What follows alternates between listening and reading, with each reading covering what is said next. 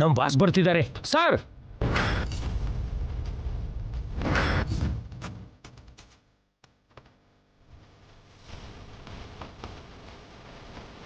Good morning sir. Bye. Morning Nani. Sir ನೀವು ಒಬ್ಬರೇ ಬಂದಿದ್ದೀರಾ, ಉಳ್ದವರೆಲ್ಲ? ಅವರೆಲ್ಲ ಬರ್ತಿದ್ದಾರೆ. ಏರ್ಪಡೆಲ್ಲ ಮುಗೀತಾ? ರಿಬ್ಬನ್ ಕಟ್ಟಿಂಗ್ ಇಂದ ಹಿಡಿದು ಪೂಜೆ, ಫ್ಯಾಕ್ಟ್ರಿ ಮೇನ್ ಸ್ವಿಚ್ ಆನ್ ಮಾಡೋ ತನಕ ಎಲ್ಲ ಸಿದ್ಧ ಆಗಿದೆ ಸರ್. ಇನ್ನು ಎಲ್ಲರೂ ಬರೋದೊಂದೇ ಬಾಕಿ ಸರ್. ಗುಡ್.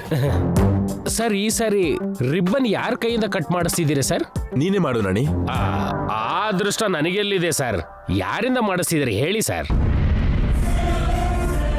ಅದೇ ಥಿಂಕ್ ಮಾಡ್ತಿದ್ದೀನಿ ನಣಿ. ಅವಾಗಿನ ಹಾಗೆ ಅಜ್ಜಿ ಹತ್ರ ಮಾಡಿಸೋದಾ ಅಥವಾ ಹೊಸದಾಗಿ ಬೇರೆಯವ್ರ ಹತ್ರ ಮಾಡಿಸೋದಾ ಅಂತ ಅದನ್ನೇ ಯೋಚನೆ ಮಾಡ್ತಿದ್ದೀನಿ ನಣಿ. ಅರ್ಥ ಆಯ್ತು ಸರ್. ಏನ್ ಅರ್ಥ ಆಯ್ತು? ದಿನ ದಿನಕ್ಕೆ ರೋಡ್ ಚೇಂಜ್ ಆಗ್ತಿದೆ ಅಂತ. ರೋಡ್ ಏನು? ಮೊದಲು ಕಲ್ಲಿನ ದಾರಿ ಸರ್, ಆಮೇಲೆ ಮಡ್ ರೋಡ್ ಆಗುತ್ತೆ, ಆಮೇಲೆ ಟಾರ್ ರೋಡ್ ಆಗುತ್ತೆ ಸರ್, ಆಮೇಲೆ ಸಿಮೆಂಟ್ ರೋಡ್ ಆಗುತ್ತೆ ಸರ್, ಆಮೇಲೆ ರಬ್ಬರ್ ರೋಡ್ ಆಗುತ್ತೆ. ಇಷ್ಟಕ್ಕೂ ಏನ್ ಹೇಳಕ್ ಹೊರಟಿದ್ಯಾ ನಣಿ? ನಿಮ್ ಲವ್ ಕೂಡ ಡೇ ಬೈ ಡೇ ಡೆವಲಪ್ ಆಗ್ತಿದೆ ಸರ್. ವಾಟ್? ಮೊದ್ಲು ನೀವು ಲವ್ನ ಗರುಡನ್ ತರ ನೋಡ್ತಿದ್ರಿ, ಈಗ ನೀವು ಹಂಸದ ಪಕ್ಷಿ ತರ ಫೀಲ್ ಆಗ್ತಿದ್ದೀರಾ. ಅದು ಗೊತ್ತಾಗ್ತಿದೆ ಸರ್. ಏನ್ ಗೊತ್ತಾಯ್ತು? ನಿನ್ನೆ ನೀವು DP ಹಾಕಿರೋ ಪಿಕ್ ನೋಡ್ದೆ ಸರ್. ಮೇಡಮ್ಮು ನೀವು ರೆಸ್ಟೋರೆಂಟಿಗೆ ಹೋಗಿ ನಾಣಿ, ನೀನ್ ನನ್ನ ಪ್ರೋಗ್ರಾಮ್ಸ್ನ ನೋಡು, ಪರ್ಸನಲ್ ಎಲ್ಲ ನೋಡ್ಬೇಡ. Sorry sir. ಸರ್ ಇನ್ನೂ ನನ್ನ ಸಂದೇಹ ತೀರಿಸ್ಲೇ ಇಲ್ಲ ನೀವು. ಏನ್ ನಿನ್ ಡೌಟು? ರಿಬ್ಬನ್ ಕಟ್ ಮಾಡೋದು ಯಾರು ಅಂತ. ಯಾರ ಹತ್ರ ಮಾಡಿಸಿದ್ರೆ ಚೆನ್ನಾಗಿರುತ್ತೆ ನೀನೇ ಹೇಳು. ನೀವೇ ಹೇಳಿದ್ರೆ ಚೆನ್ನಾಗಿರುತ್ತೆ ಸರ್. ಆಲ್ರೆಡಿ ನನ್ನ ಮೈಂಡಲ್ಲಿ ಒಬ್ರು ಫಿಕ್ಸ್ ಆಗಿದ್ದಾರೆ ನಾಣಿ, ಅವರೇ ಫೈನಲ್. ಯಾರು ಸರ್ ಅವರು? Weight and C. ತಿನ್ನೋಕ್ಕೂ ಮುಂಚೆ ರುಚಿ ಕೇಳಬಾರ್ದು ನಾಣಿ. ಮಹಾನುಭಾವ, ಆಲ್ರೆಡಿ ಡಿಸೈಡ್ ಮಾಡ್ಕೊಂಡು ಮತ್ತೆ ನನ್ ಕೇಳ್ತೀರಾ?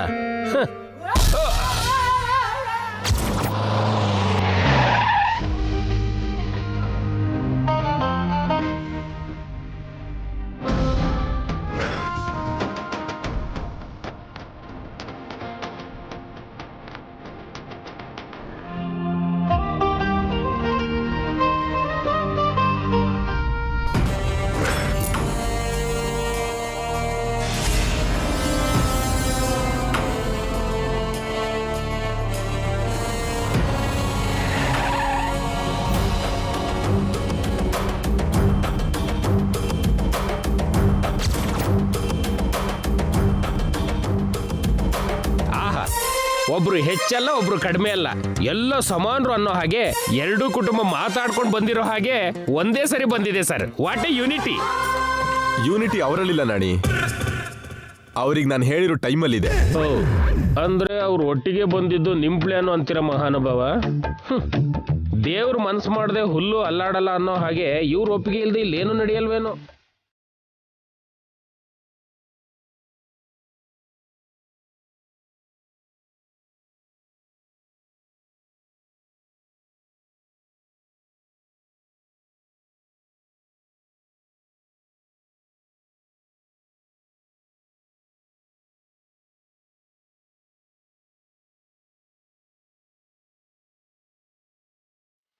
ಜೈ, ಸರಿಯಾಗಿ ಮುಹೂರ್ತ ಸಮಯಕ್ಕೆ ನಾವು ಬಂದ್ವಲ್ಲ? ಇಲ್ಲ ರೀ, ರಿಬ್ಬನ್ ಕಟ್ ಮಾಡೋದಕ್ಕೆ ಇನ್ನೂ 10 ನಿಮಿಷ ಟೈಮ್ ಇದೆ. ಅಂದ್ರೆ ರಸಗುಲ್ಲ ಸಿಗಕ್ಕೆ ಇನ್ನ 10 ನಿಮಿಷ ಬೇಕಾ? ಮೊದಲು ನಿಮ್ಗೆಲ್ಲ ಒಂದು ವಿಷಯ ಹೇಳಬೇಕು. ಏನ್ ಜೈ? ಈ ಸಲ ರಿಬ್ಬನ್ನ ನಿಮ್ಮ ಹತ್ರ ಕಟ್ ಮಾಡಿಸ್ತಿಲ್ಲ, ನಿತ್ಯ ಮಾಡ್ತಿದ್ದಾಳೆ ಜೈ.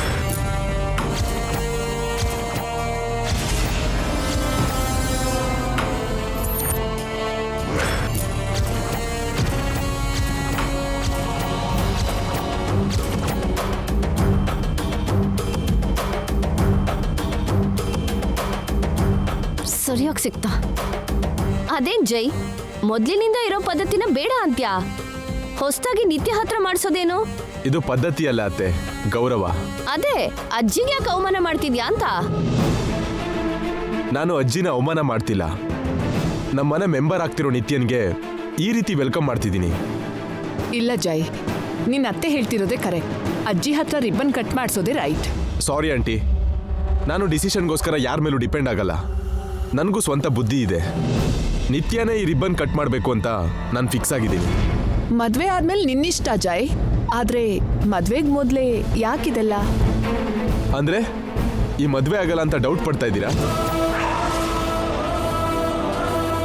ಹೆಣ್ಮಗಳು ತಾಯಿ ಹಾಗ್ಯಾಕೆ ಅನ್ಕೋತಾಳಪ್ಪ? ಮನ್ಸಲ್ಲಿರೋದನ್ನ ಮುಖದ ಮೇಲೆ ಬರ್ದಿರಲ್ಲ ಚಿಕ್ಕಮ್ಮ. ಓದೋದಕ್ಕೆ ಹೊರಗಡೆ ಹೇಳ್ದಿರೋದು ಎಷ್ಟೋ ಇರುತ್ತೆ. ಈಗ ಆ ಮಾತೆಲ್ಲ ಯಾಕೆ ಜೈ? ಕಾರ್ಯಕ್ರಮ ಮುಗಿಲಿ. ಅದು ಶುರು ಆಗ್ಬೇಕು ಅಂದ್ರೆ ರಿಬ್ಬನ್ ಕಟ್ಟಿಂಗ್ ಮಾಡೋದು ಯಾರು ಅಂತ ಗೊತ್ತಾಗ್ಬೇಕಲ್ಲಣ್ಣ. ಯಾರು ಮಾಡಿದ್ರೆ ಏನ್ ಚಂದ್ರಿಕಾ? ಇಂಥ ಶುಭ ಸಂದರ್ಭದಲ್ಲಿ ಯಾವಾಗ್ಲೂ ನಿನ್ ನಾಲ್ಗೆ ಹದ್ಮೀರುತ್ತಲ್ಲ. ನಾನ್ ಹೇಳ್ತಿರೋದು ಪದ್ಧತಿ ತಪ್ತಿದೆ ಅಂತ. ಹೌದು, ಇಷ್ಟೆಲ್ಲ ದೊಡ್ಡವ್ರು ಇರುವಾಗ ನಾನು ರಿಬ್ಬನ್ ಕಟ್ ಮಾಡೋದು ಸರಿ ಇರಲ್ಲ ಅಂತ ಅನ್ಸುತ್ತೆ. ಇನೋಗ್ರೇಷನ್ ನೀನೇ ಮಾಡಬೇಕು ನಿತ್ಯ. ಇದು ಯಾರನ್ನೋ ಇನ್ಸಲ್ಟ್ ಮಾಡೋದಲ್ಲ, ಇದು ನನ್ನ ಆಸೆ. ನೀವೇನಾದ್ರೂ ಹೇಳಿ, ಅಜ್ಜಿ ಮಾಡಿದ್ರೇನೆ ಚೆನ್ನಾಗಿರುತ್ತೆ.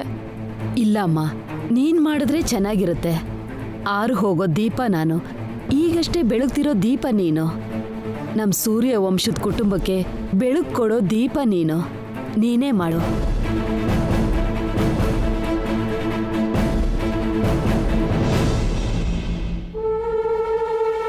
ನೀವೇ ಮಾಡಿ ಅಂತ ಅವಳೇ ಹೇಳ್ತಿರ್ಬೇಕಾದ್ರೆ ಮಾಡಲ್ಲ ಅಂತಿದ್ದೀರಲ್ಲ ಅಜ್ಜಿ.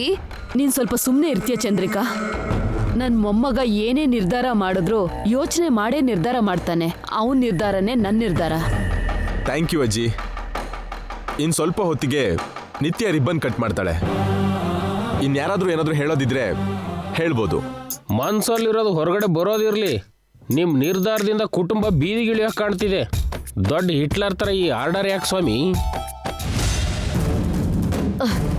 ಬರ್ತಾ ಬರ್ತಾ ನಮ್ಗಿಲ್ ವ್ಯಾಲ್ಯೂನೇ ಇಲ್ದೆ ಹೋಗಿದೆ. ನಾನೇನೋ ಮುದ್ಕಿಗೆ ಸಪೋರ್ಟ್ ಮಾಡೋಣ ಅಂತ ಹೋದ್ರೆ ಅದನ್ನ ಅರ್ಥ ಮಾಡ್ಕೊಳ್ದೆ ಅವರೇ ನನಗ್ ಬೈತಾ ಇದ್ದಾರೆ. ಅಜ್ಜಿನೇ ಅಲ್ಲ, ಯಾರೂ ನಮಗ್ ಬೆಲೆ ಕೊಡ್ತಿಲ್ಲ. ಟೈಮ್ ಬರುತ್ತೆ, ಕಂಬಳಿ ಹುಳ ಚಿಟ್ಟೆ ಅದ್ ಹಾಗೆ ಕಿರುಬ ಬಂದು ಕತ್ತನ್ ಒದ್ದೋಡಿಸ್ದಾಗೆ ನಮಗೂ ಟೈಮ್ ಬರುತ್ತೆ. ಆಗ ಮಾಡ್ತೀನಿ ನೋಡು. ಏನ್ ಮಾಡ್ತೀಯಾ? ಮೊನ್ನೆ ನಮ್ ಬಗ್ಗೆ ಮಾವ 4 ಮಾತು ಮಾತಾಡಿದಿಕ್ಕೆ ನಮ್ ಟೈಮ್ ಬಂದಿದೆ, ಮೆಟ್ಲು ಹತ್ತಿದೀವಿ, ಅದ್ ನಿನ್ನ ಅತ್ತೆ ಮನೆ ಅಂದೆ. ಕೊನೆಗೇನಾಯ್ತು? ಆಫೀಸಲ್ಲಿ ಮಾವಂಗ್ PA ಆದೆ, ಆ ನಿತ್ಯಾಗೆ ಮ್ಯಾನೇಜರ್ ಆದೆ. ಅವಳು ಸೇವೆ ಮಾಡೋಕ್ಕಾಗದೆ ಸಾಯ್ತಾ ಇದ್ದೀನಿ. ನೀನೇನ್ ಮಾಡ್ತೀಯೋ ನಂಗೆ ಗೊತ್ತಿಲ್ಲ. ಅವಳು ರಿಬ್ಬನ್ ಕಟ್ ಮಾಡಬಾರ್ದು. ಅವಳನ್ನ ನೋಡ್ತಿದ್ರೇನೆ ನನ್ನ ಮೈ ಮೇಲೆ ಹಾವೋ ಹಲ್ಲಿನೋ ಓಡಾಡಿದ ಫೀಲಿಂಗ್ ಬರ್ತಾ ಇದೆ.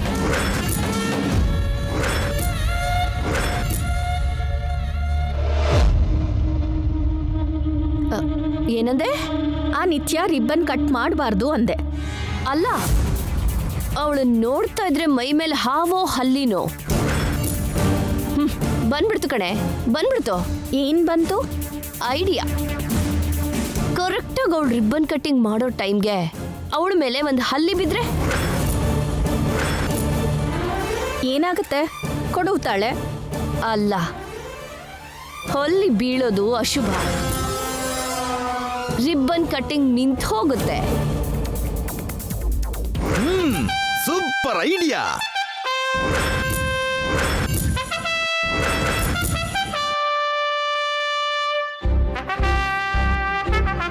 ಇದೇ ನೀವ್ ಬಂದ್ರಿ, ಮಾತಾಡಿದ್ದೆಲ್ಲ ಕೇಳಿಸ್ಕೊಂಡ್ಬಿಟ್ರಾ?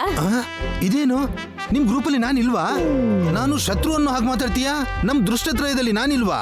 ಅದು ದೃಷ್ಟತ್ರಯ ಅಲ್ಲ ಡ್ಯಾಡಿ. ಏನೋ ಒಂದು. ಈಗ ನಿಮ್ ಗ್ರೂಪಲ್ಲಿ ನಾನು ಇದೀನ ಇಲ್ವಾ? ಪ್ಲಾನ್ ಕೇಳಿಸ್ಕೊಂಡ್ಬಿಟ್ರಲ್ಲ, ಬೇಡ ಅಂದ್ರೆ ನಮ್ಗೆ ಪ್ರಾಬ್ಲಮ್ ಮಾಡ್ತೀರಾ. ಹಾಗಾದ್ರೆ ಕೈ ಕೊಡಿ. ಇದೊಂದು ಕಡಿಮೆ. ನೀನು ಕೊಡು. ಇನ್ ಸಾಕು, ಕೈ ಎತ್ತಿ. ಇವತ್ತಿಂದ ನಾವು 3 ಜನ ಒಂದು ಗ್ರೂಪ್. ನಮ್ದು ಆಲ್ ಖೈದಾ IAS ಗಿಂತ ಪವರ್ಫುಲ್. ಡ್ಯಾಡಿ, ಅವು ಟೆರರಿಸ್ಟ್ ಗ್ರೂಪ್ಸು. ಗ್ರೂಪ್ ಯಾವ್ದಾದ್ರೂ ಅದರಲ್ಲಿರೋ ಪವರ್ ಮುಖ್ಯ ತಾಯಿ. ಗ್ರೂಪ್ ನಾಯಕ ನಾನೇ. ಛೇ, ಹಾಗಾದ್ರೆ ಹೋಗಿ ಹಲ್ಲಿ ತಗೊಂಡ್ ಬನ್ನಿ. ಅದೇನೋ ಬೆಕ್ಕು ಅನ್ನೋ ತರ ಹೇಳ್ತಿದ್ಯಲ್ಲ, ಹಲ್ಲಿ ಎಲ್ಲಿ ಸಿಗತ್ತೆ?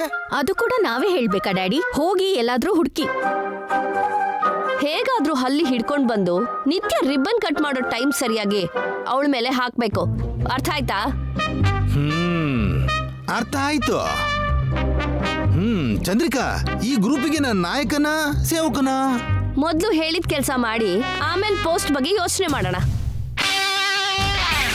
ಕರೆಕ್ಟಾಗಿ ಮಾಡ್ಲಿಲ್ಲ ಅಂದ್ರೆ ಅಮ್ಮಂಗ್ ಹೇಳಿ ನಿಮ್ 1 ವೀಕ್ ಫುಡ್ ಕಟ್ ಮಾಡಿಸ್ತೀನಿ ಡ್ಯಾಡಿ.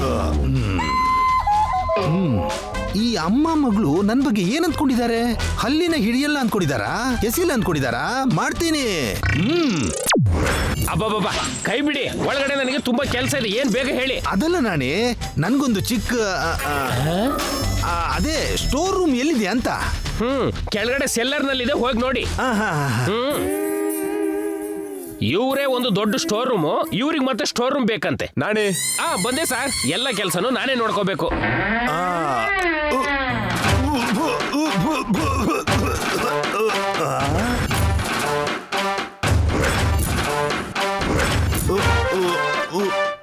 ದೇವ್ರೆ, ಇಲ್ಲಿ ಹಲ್ಲಿ ಏನು, ಇಲಿ, ಮುಂಗ್ಸಿ, ಹಾವು ಏನ್ ಬೇಕಾದ್ರೂ ಸಿಗತ್ತೆ ಇಲ್ಲಿ.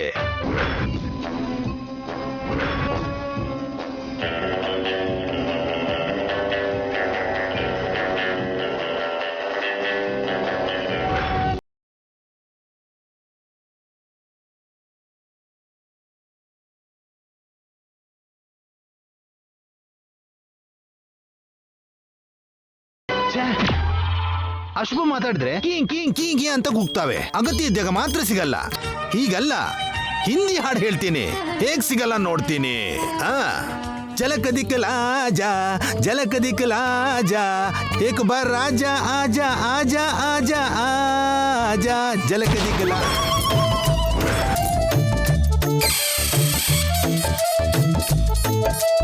ಇಲ್ಲಿ ನೋಡಿ, ಏನ್ ಮಾಡ್ತಿದ್ದೀರಾ? ನಿನ್ಗಲ್ಲಮ್ಮ, ತಪ್ಪು ಮಾಡ್ತಿದ್ದೀರಾ ನೀವು. ಅದೇ ನಾನು ಹೇಳ್ತಿರೋದು, ನೀನ್ ತಪ್ಪು ತಿಳ್ಕೊಂಡಿದೀಯಾ. ಬೇಕಾದ್ರೆ ಒಳಗಡೆ ಬಾ, ಹೇಳ್ತೀನಿ. ಅಯ್ಯೋ, ಬಾಗ್ಲ ಹಾಕೋಕ.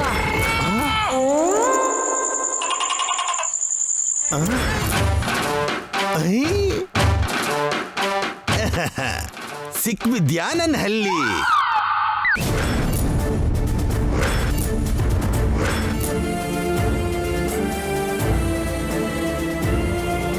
ಸರ್, ಮುಹೂರ್ತದ ಸಮಯ ಬಂದಿದೆ, ರಿಬ್ಬನ್ ಕಟ್ ಮಾಡಿ.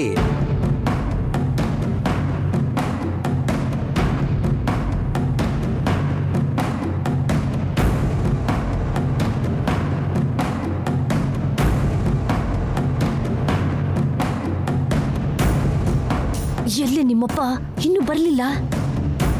ಚಂದ್ರಿಕಾ, ನಾನ್ ಬಂದೆ. ಅದನ್ ತಂದ್ರ? ತಂದೆ. ಅದೇನಾದ್ರೂ ಬೊಕ್ಕೆನ ಹೊರಗಡೆ ತೋರಿಸ್ತಿದ್ದೀರಲ್ಲ.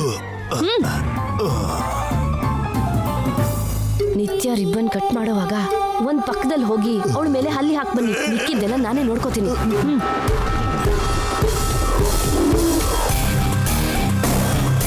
ಅಮ್ಮ, ಮನಸ್ಸಿನಲ್ಲಿ ಇಷ್ಟ ದೈವ ನೆನೆಸ್ಕೊಳ್ಳಿ, ಎಲ್ಲ ಜಯನೇ ಆಗತ್ತೆ. ಹಾ ಹಾ.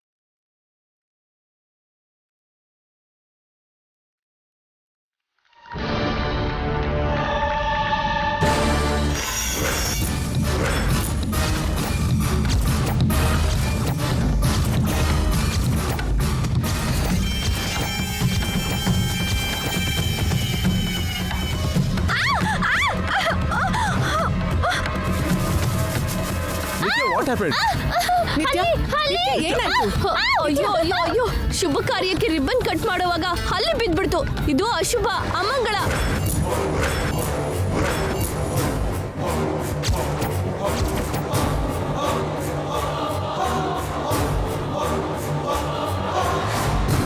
ಆಚಾರ ತಪ್ಪಿಸಿದ್ರೆ ಹೀಗೆ ಆಗತ್ತೆ. ಅದಕ್ಕೆ ಅಜ್ಜಿ ಕೈಯಲ್ಲೇ ರಿಬ್ಬನ್ ಕಟಿಂಗ್ ಮಾಡಿಸಿ ಅಂತ ಮೊದಲೇ ಹೇಳಿದ್ದು. ಯಾರಾದ್ರೂ ನನ್ನ ಮಾತು ಕೇಳಿದ್ರಾ? ಇವಾಗ ನೋಡಿ ಎಷ್ಟು ದೊಡ್ಡ ಅನರ್ಥ ನಡೀತಿದೆ.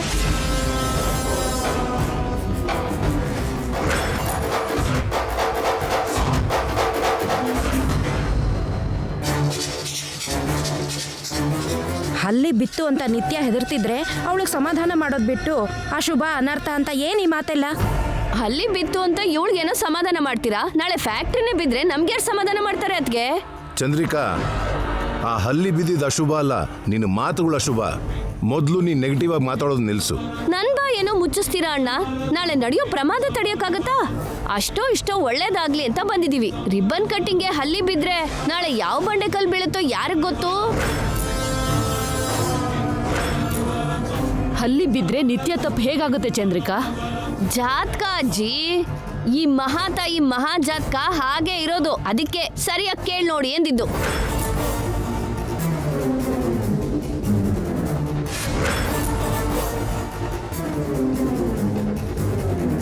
ನನ್ನ ಮಗಳಿಂದ ತಪ್ಪಾಗಿದ್ರೆ ಕ್ಷಮಿಸ್ಬಿಡಿ.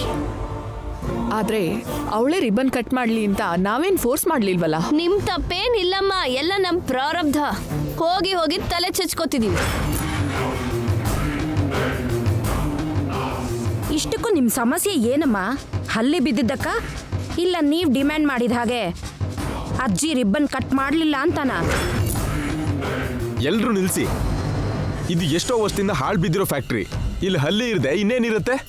ಹಾಗಲ್ಲ ಮಾವ, ಹಲ್ಲಿ ಬೀಳೋದ್ ಬ್ಯಾಡ್ ಅಂತ ಅಮ್ಮ ಹೇಳ್ತಿದ್ದಾರೆ. ನಾಣಿ ಸರ್, ಈ ಪೊಲ್ಯೂಷನ್ಗೆ ಸೊಲ್ಯೂಷನ್ ಏನು? ಆಗಿಂದ ಹೇಳ್ಬೇಕು ಅನ್ಕೊಂಡಿದ್ದೆ ಸರ್. ನಡೆದಿದ್ದೇನು ಕೆಟ್ಟದಲ್ಲ ಸರ್. ಏನ್ ಗೊತ್ತಯ್ಯ ನಿನಗೆ? ಏನ್ ಕೆಟ್ಟದಲ್ಲ? ಮೇಡಮ್, ಹಲ್ಲಿ ಶಾಸ್ತ್ರದ ಪ್ರಕಾರ ಹೆಣ್ಮಕ್ಳಿಗೆ ತಲೆ ಮೇಲೆ ಹಲ್ಲಿ ಬಿದ್ರೆ ಮರಣ, ಕಾಲಿನ ಮೇಲೆ ಬಿದ್ರೆ ಸಾವಿನ ಸುದ್ದಿ ಕೇಳ್ತಾರೆ. ಆದ್ರೆ ನಿತ್ಯ ಮೇಡಮ್ಗೆ ಕೈ ಹಿಂಭಾಗಕ್ಕೆ ಹಲ್ಲಿ ಬಿದ್ದಿರೋದ್ರಿಂದ ಅದು ಧನಲಾಭ ಸೂಚಿಸ್ತಾ ಇದೆ.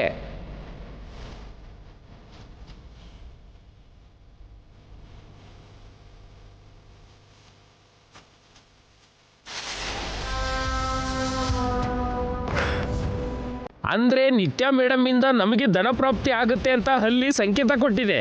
ಇನ್ ಮುಂದೆ ಈ ಫ್ಯಾಕ್ಟ್ರಿ ತುಂಬಾ ಚೆನ್ನಾಗಿ ನಡೆಯುತ್ತೆ ಅಂತ ಅರ್ಥ ಆಯ್ತು.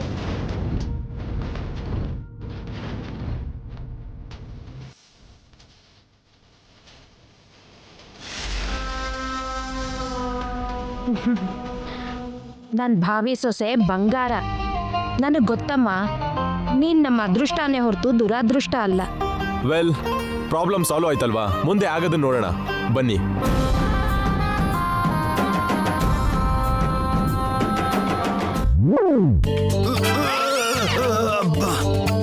ಹಲ್ಲಿ ಎಲ್ಲಿ ಎಸಿಬೇಕಂತ ಗೊತ್ತಿಲ್ವಾ ನಿಮ್ಗೆ? ಅದೇನ್ ಚಂದ್ರಿಕಾ, ಹಲ್ಲಿನ ಎಸಿಬೇಕು ಅಂತ ಹೇಳ್ದೆ, ಎಲ್ಲಿ ಎಸಿಬೇಕು ಅಂತ ಹೇಳ್ತೀಯಾ? ಓ, ಅದು ಗೊತ್ತಿಲ್ವಾ ಡ್ಯಾಡಿ? ಪ್ಲಾನ್ ಎಲ್ಲ ಅಪ್ಸೆಟ್ ಮಾಡಿದ್ರಿ. ನಿತ್ಯ ಮೇಲ್ ಬ್ಲೇಮ್ ಹಾಕೋಣ ಅಂದ್ರೆ ಮಾರ್ಕ್ಸ್ ಎಲ್ಲ ಅವಳಿಗೆ ಸಿಗೋ ಹಾಗೆ ಮಾಡಿದ್ರಿ. ನಿಮ್ಗೆ ಯಾವ ಕೆಲ್ಸ ಹೇಳಿದ್ರು ಇಷ್ಟೇ, ಒಂದು ಕೆಲ್ಸನೂ ಸರಿಯಾಗಿ ಮಾಡಲ್ಲ. ಛೀ, ನೀನ್ ವೇಸ್ಟ್ ಡ್ಯಾಡಿ, ನಮಗ್ ಯಾವ ರೀತಿಲೂ ಹೆಲ್ಪ್ ಮಾಡ್ತಾ ಇಲ್ಲ. ಕಷ್ಟಪಟ್ಟು ಹಲ್ಲಿ ತಂದ್ರೆ ಅಮ್ಮ ಮಗಳು ನನ್ ಕಷ್ಟ ತಿಳ್ಕೊಳ್ದೆ ನನ್ಗೆ ಕೈಲಾಗಲ್ಲ, ವೇಸ್ಟ್ ಅಂತೀರಾ? ಮಾಡ್ತೀನಿ.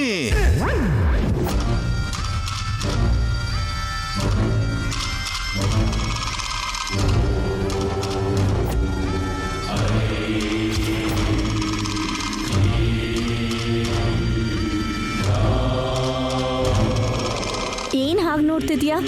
ಪೂಜೆಗೆ ಬೇಕಾಗಿರೋದು ಬಂತಾ ಇಲ್ವಾ ಅಂತಾನ? ಈ ಪೂಜೆಯಲ್ಲಿ ಅವಳ ಮುಖ ಮಸಿ ಆಗೋ ಹಾಗೆ ಪ್ಲಾನ್ ಮಾಡಿದೀನಿ. ಏನ್ ಪ್ಲಾನು? ಆ ದೀಪದ ಒಳಗಡೆ ಎಣ್ಣೆ ಬದಲು ಪೆಟ್ರೋಲ್ ಹಾಕಿಟ್ರೆ